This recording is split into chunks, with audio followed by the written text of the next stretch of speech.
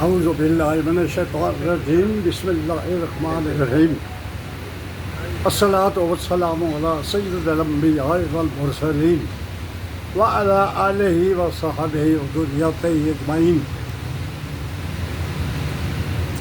قرآن اور اقبال کے سلسلے میں آج کا لیکچر 115واں لیکچر ہے اور میرا تیسرا سال مکمل ہونے والا ہے، جو حاجی جمیل صاحب کی وساطت سے یہ میرا پروگرام ریکارڈ ہو کے یوٹیوب میں پڑ رہا ہے اور سفر روحانی چینل پہ اویلیبل ہے۔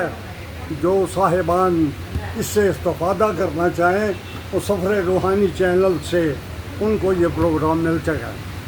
تو آج کا پروگرام قرآن اقبال کے سلسلے میں سورہ بقرہ کی آیت نمبر 154 میں اللہ فرماتے ہیں وَلَا تَقُولُوا لِمَن يُقْتَلُ فِي سَبِيلِ اللَّهِ أَمْوَاتٌ بَلْ أَحْيَاءٌ وَلَٰكِن لَّا تَشْعُرُونَ۔ دوسری جگہ آل عمران کی 169 نمبر آیت میں اللہ فرماتے ہیں وَلَا تَحْسَبَنَّ الَّذِينَ قُتِلُوا فِي سَبِيلِ اللَّهِ أَمْوَاتٌ بَلْ أَحْيَاءٌ عِندَ رَبِّهِمْ يُرْزَقُونَ۔ یہاں پہ کہا گیا ہے کہ مت گمان کرو، جو شہید ہو جاتے ہیں اللہ تعالیٰ ان کو رزق بھی دیتا ہے۔ تو اس سلسلے میں میرے دوستو، اصل میں یہ جو آیات کریمہ نازل ہوئیں یہ اس زمانے میں ہوئی جب حضور پاک صلی اللہ علیہ وسلم کے قرآن نازل ہو رہا تھا اور حضور پاک صلی اللہ علیہ وسلم اپنے دور کے غزوات میں شامل تھے۔ اور ہوا یہ کہ غزوہ بدر میں تو مسلمان تھوڑے سے شہید ہوئے تھے، لیکن غزوہ احد میں جو 3 ہجری میں ہوا بہت سارے مسلمان شہید ہو گئے اور گھر گھر میں صف ماتم بچھ گئی۔ تو اللہ نے ان کو تسلی دینے کے لیے کہا کہ لوگوں جو لوگ شہید ہو جاتے ہیں ان کو مردہ مت کہو، وہ زندہ ہے، تمہیں شعور نہیں ہے، بلکہ ان کو میں رزق بھی دیتا ہوں۔ تو میرے بھائیوں، 61 ہجری کی بات ہے، ہجری کی 61 ہجری کی بات ہے اور سن عیسوی میں 683 کا واقعہ ہے جو کربلا میں واقع ہوا۔ اس کا پس منظر بہت دور کا بہت بڑا پس منظر ہے جو سارا بیان نہیں ہو سکتا، لیکن تھوڑا سا ٹچ اس کو میں دیتا ہوں۔ ہوا یہ ہے کہ شمس اور ہاشم 2 بھائی تھے۔ ہاشمیوں میں سے حضور پاک صلی اللہ علیہ وسلم سے شمس کے بیٹے کا نام امیہ تھا۔ اس نے اپنے چچا ہاشم کے ساتھ بدتمیزی کی تھی اور ان کی شان میں گستاخی کی تھی، تو تمام قبیلے نے اس کو 10 سال کے لیے ملک بدر کر دیا تھا۔ یہ تھا وہ آپس کی دشمنی کا واقعہ جو شمس اور ہاشم کے درمیان، یعنی ہاشمیوں اور امویوں کے درمیان جو چپکلش شروع ہوئی، یہ حضور پاک صلی اللہ علیہ وسلم سے 2-3 پشتیں اوپر سے شروع ہوئی۔ اور یہی جو چپکلش چلی آ رہی تھی، اسی چپکلش کی وجہ سے حضرت عثمان رضی اللہ تعالیٰ عنہ شہید ہوئے۔ اسی چپکلش کی وجہ سے امیر معاویہ اور حضرت علی کے درمیان جنگ صفوین ہوئی، اور اسی چپکلش کی وجہ سے جنگ صفوین میں خارجی نکلے جنہوں نے پھر حضرت علی رضی اللہ تعالیٰ عنہ کو شہید بھی کر دیا۔ تو یہ اس کا مختصر سا پس منظر تھا۔ تو میرے دوستو، میدان کربلا میں جو 72 لوگ آئے حضرت امام حسین رضی اللہ تعالیٰ عنہ کے ساتھ، ان میں سے وہ تمام لوگ شہید ہو گئے۔ صرف علی اوسط درمیان والے علی بہت سارے لوگوں کے نام تھے، علی اول بھی تھے اور آخر بھی تھے، اوسط جو تھے وہ زین العابدین کے نام سے مشہور ہوئے، وہ بچ گئے تھے۔ تو اس سلسلے میں بات یہ تھی کہ عراق کا جو گورنر تھا وہ ابن زیاد تھا، اس کو یزید کی طرف سے وہ عراق کا گورنر تھا اور اسے یہ ٹاسک دیا گیا تھا کہ ہاشمیوں کو ختم کرنا ہے، جس کے لیے اس وقت کے حضرت امام حسین سرغنہ تھے۔ اور حضرت عثمان حضرت حسین جو تھے وہ دین نانا کے دین کو زندہ رکھنے کے لیے اس وقت یزیدیوں سے جان چھڑانے کے لیے آپ نے میدان کربلا کی طرف اپنے تمام جتنے ہاشمی لوگ آپ کے ساتھ تھے وہ آئے. وہ تقریباً 72 کے قریب لوگ تھے. تو ہوا یہ کہ عراق گورنر ابن زیاد کو نے امام حسین کا 7ویں محرم کو جو تھا وہ پانی بند کر دیا، اور 10ویں کو جب آپ پانی پینے کے لیے گئے تو آپ کو پہلے تیر مارے گئے. اس کے بعد شمر نے آپ کی گردن جو ہے وہ کاٹی اور جدا کر دی، اور وہ گردن کاٹ کے ابن زیاد کے پاس وہ لے آئے. تو اس کے بعد 66 ہجری کا واقعہ ہے کہ جب عباسیوں کی تحریک شروع ہوئی تو اس سلسلے میں بہت سارے لوگوں نے جو اصل میں ہاشمیوں کا بدلہ نہیں لینا چاہتے تھے، لیکن اس چکر میں کہ ہاشمیوں کا بدلہ لے کے اٹھیں گے، یہ بہانہ کریں گے کہ ہم ہاشمیوں کا بدلہ لیں گے تو بہت سارے لوگ ہمارے ساتھ ہو جائیں گے. اس طرح ہاشمیوں کی حمایت کے لیے جو لوگ اٹھے ان میں ابراہیم اشتر جو تھے.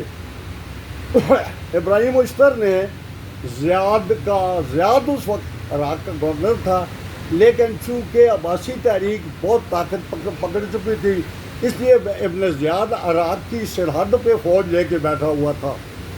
تو ابراہیم بن اشتر نے اس کا سر جو ہے وہ جنگ ہوئی اور اس کا سر کاٹ دیا، اور اس نے وہ سر کاٹ کے مختار سقفی کے پاس بھیجا. مختار سقفی اس وقت عراق کے علاقے کا مکمل طور پہ دوسرے لفظوں میں گورنر تھا.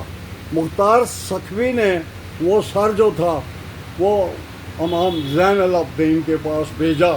اس طرح 66 ہجری میں اللہ تعالیٰ نے وہ میدان کربلا کا جو تھا وہ بدلہ لے لیا. تو یہ بھی یاد رکھنا ہے کہ ابن زیاد کا سر مختار سقفی کو پیش کیا گیا، پھر مختار سقفی کا سر مصعب کو پیش کیا گیا. مصعب جو تھا وہ عبداللہ بن زبیر کا بھائی تھا. عبداللہ بن زبیر کی بھی اس وقت تحریک چل رہی تھی، وہ بھی خلافت کے لیے کہتے تھے کہ میں اقتدار ہوں. پھر مصعب کا سر کاٹ کے عبد الملک بن مروان کے سامنے پیش کیا گیا. تو یہ تاریخ اپنے آپ کو دہراتی ہے، اور اللہ اس دنیا میں بھی بدلہ، ظلم کا بدلہ لے لیتا ہے. تو میرے دوستو، اقبال فرماتے ہیں کہ ستیزہ کار رہا ہے.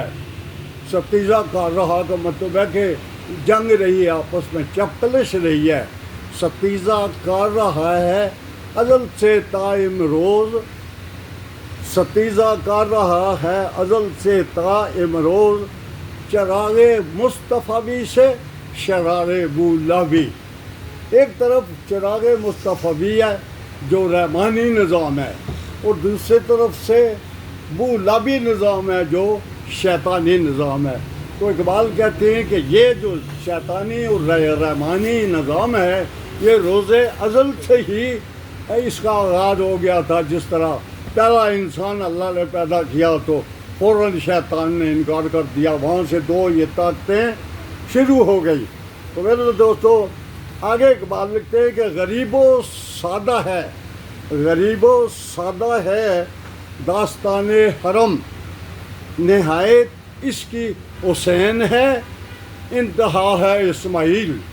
یعنی اس کی ابتدا حسین نے کی اور انتہا اس کی حضرت اسماعیل نے کر لی. آگے کہتے ہیں صدق خلیل بھی ہے عشق، صبر حسین بھی ہے عشق، مارکہ وجود میں بدر و حنین بھی ہے عشق. پھر آگے فرماتے ہیں یہ غازی یہ تیرے پراسرار بندے جنہیں تو نے بخشا ہے ذوق خدائی، دنی میں کی ٹھوکر سے صحرا و دریا، سمٹ کر پہاڑ ان کی ہیبت سے رائے، دو عالم سے کرتی ہے بیگانہ دل کو، عجب چیز ہے لذت آشنائی، شہادت ہے مطلوب و مقصود مومن نہ مال غنیمت نہ کشور کشائی. تو میرے دوستو آگے لکھتے ہیں اسی کا سلسلہ ہے کہ دل مرد مومن میں پھر زندہ کر دے. جو آج بڑی مشکل ہے، آج کوئی بھی جہاد کے لیے تقریر نہیں کرتا. کسی مولوی کو، کسی بادشاہ، کسی وزیر اعظم کو ہمت نہیں ہے کہ کوئی جہاد کی تقریر کرے. تو اقبال کہتے ہیں کہ دل مرد مومن میں پھر زندہ کر دے. وہ بجلی کے تھی نعرہ لا تذر میں. لا تذر کا مطلب ہے مت چھوڑ، کفر جہاں ملے اس کو ختم کر. وہ بجلی کے تھی نعرہ لا تذر میں، عزائم کو سینوں میں بیدار کر دے، نگاہ مسلمان کو تلوار کر دے. آگے کہتے ہیں یہ مولانا ظفر علی خان فرماتے ہیں کہ قتل حسین اصل میں مرگ یزید ہے، اسلام زندہ ہوتا ہے اور کربلا کے بعد. آگے فرماتے ہیں کہ کس شیر کی آمد ہے کہ رن کانپ رہا ہے، رن ایک طرف چرخے کوہن کانپ رہا ہے. چرخے کوہن کا مطلب ہے کہ آسمان بھی کانپ رہا ہے. کس وقت؟ جب میدان کربلا میں امام حسین آئے اس وقت. تو آگے جہاں کس شیر کی آمد ہے کہ آگے لکھتے ہیں یہ فیض احمد فیض لکھتے ہیں جس دج سے کوئی مقتل میں گیا، جس دج سے کوئی مقتل میں گیا وہ شان سلامت رہتی ہے. یہ جان تو آنی جانی ہے، اس جان کی تو کوئی بات نہیں. آگے فرماتے ہیں جناب کہ کربلا میں، یاد رکھنا، کربلا میں حضرت علی کے 7 بیٹے، حضرت حسن کے 5 بیٹے اور حضرت حسین کے 2 بیٹے شہید ہوئے تھے. تو فرمان رسول صلی اللہ علیہ وسلم ہے کہ اسماعیل سے کنانا، یہ کنانا وہ تھے جو حضرت اسماعیل علیہ السلام کی 9ویں پشت میں تھے، اور سب سے پہلے عرب میں وہ آئے جن کا لقب قریش تھا. کنانا، نظر بن کنانا جو تھے وہ پہلے قریش کہلاتے تھے تجارت کہلانے کی وجہ سے. تو حضور نے فرمایا کہ اسماعیل سے کنانا ہوئے، کنانا سے ہاشم تھے، اور ہاشم سے میں ہوا، اور مجھ سے ہے حسین چنے گئے. وآخر دعوانا الحمدللہ رب العالمین.